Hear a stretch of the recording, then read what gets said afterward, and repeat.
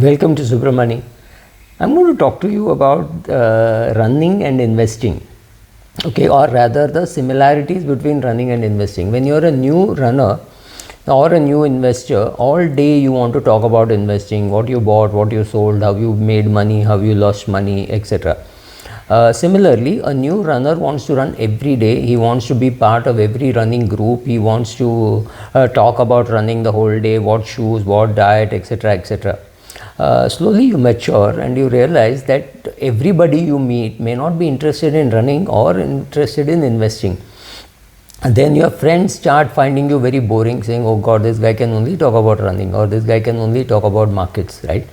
How do you create a atmosphere which is conducive to investing, not only for you but also for your family, right? So if you have a 15-year-old daughter or a son, if you talk just about investing throughout the day for breakfast, lunch and dinner, chances are they'll just get bored and get sick of you. So you don't need to talk about investing all day, neither do you need to talk about running the whole day, right? So what you do is you try to get away from groups which are obsessed with trading, investing, running, whatever, right? So then you realize that whether it is your investing or your retirement or your wealth creation, it's an individual sport. It's not a group sport. You don't go and say, this is my net worth, what should I do, how should I increase? Well, people do, but that does not make any great sense. Similarly, in running, if you find a good runner who's better than you, younger, older, whatever, then you talk to that person, see what that person does, etc., etc. But to a non-runner, you're a complete waste of time. Similarly, to a non-investor, you are a waste of time. So go away from a group which you don't want to do all day. Like I am not part of any investment group anywhere, not on Twitter, not on WhatsApp. And WhatsApp, only one group I'm part of. And no other group do I talk about investing. I just don't talk about investing. I talk about investing when somebody comes and says, do Twitter Spaces with me, or let us do a chat or something like that. Then again, it's more of my saying what I have done rather than what they should do. What they should do depends on them, right? So getting far away from people who are full-time obsessed into investing. I used to be working in South Bombay. In the sense, I had an office in South Bombay and I used to meet people, and whole day used to be about investing, etc. Today I'm far away from them, so there are days when I don't even log into my account to see what my equity is doing, what my mutual funds are doing. I don't know the NAV of any of the funds in which I have invested. To me, it just doesn't matter. NAV doesn't matter. It is just noise. I know it's a good fund manager who is managing it. After that, I just sit back and don't do anything, right? I once in a while look at their portfolios to see what they are thinking, but does not mean I have to be obsessed with what they are doing on a day-to-day basis.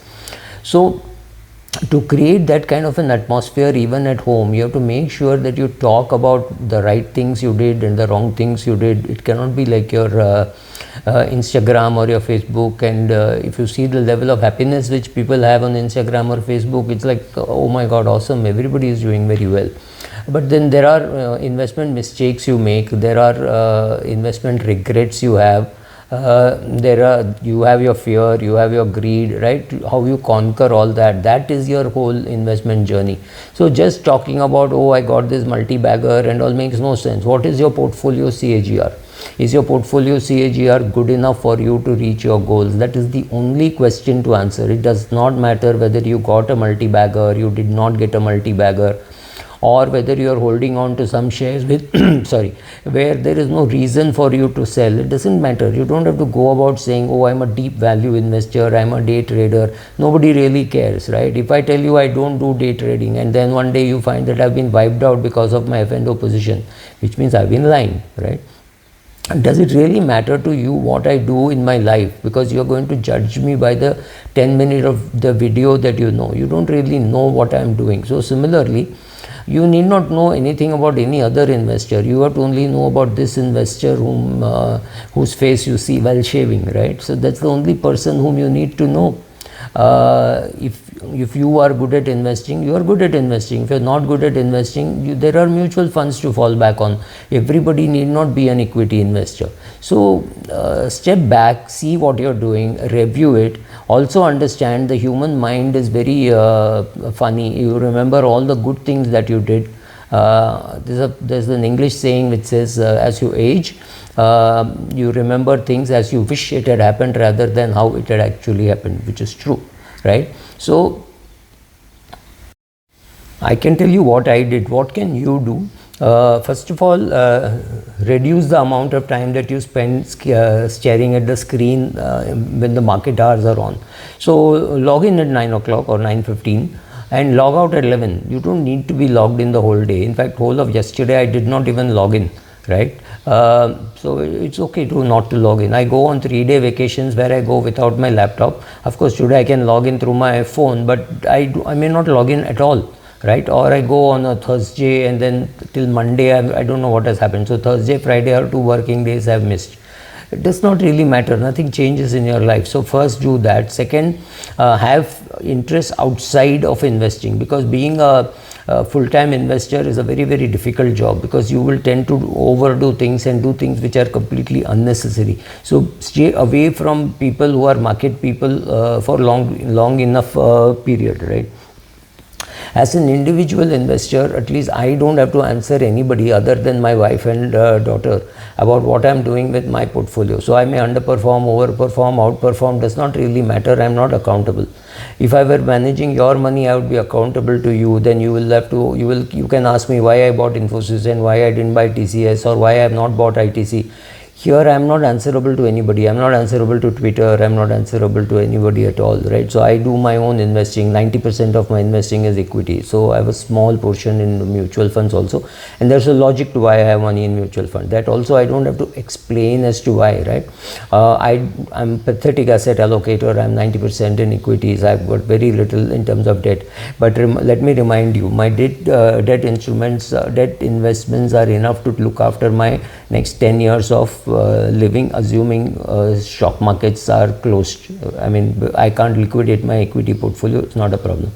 Also, I have enough other income and I have dividend income. So because of all that, I can go to a very skewed asset allocation of 90%, because I know that the market will fluctuate. So that does not bother me. If it does not bother you, go for that kind of an asset allocation, but you do it yourself. Create an atmosphere which is conducive to investing for everybody. Don't judge your children as to what choices they make, how they choose companies. You can teach them, but you cannot force them, right? So create friends outside of this business. Create friends who are interested in this. You create all kinds of friends, all kinds of groups. Once you do all that, understand it's a lonely thing, right? Creating your portfolio, it's a very lonely thing running, but it makes sense to do that, because when you're in a group, you have chances of getting COVID, and you need to wear a mask, right? Thank you.